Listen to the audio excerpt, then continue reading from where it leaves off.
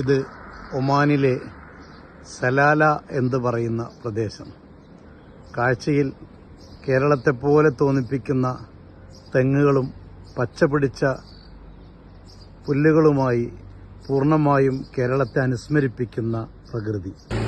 ഒരു ഭാഗം മുഴുവനും വയലുകളെപ്പോലെ തെങ്ങും കവുങ്ങുകളും വാഴകളുമൊക്കെയായി നിറഞ്ഞു നിൽക്കുന്നു.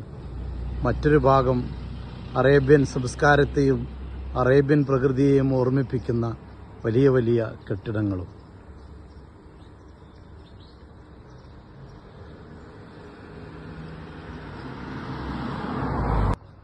നമ്മുടെ നാട്ടിൻപുറത്ത് കാണുന്നത് പോലെ തന്നെയുള്ള പച്ച പിടിച്ച സ്ഥലം. നമ്മുടെ നാട്ടിലെ തെങ്ങിനെ ബാധിച്ച മണ്ടരി രോഗവും മറ്റും ഇവിടുത്തെ തെങ്ങിനെയും ബാധിച്ചിട്ടുണ്ട്.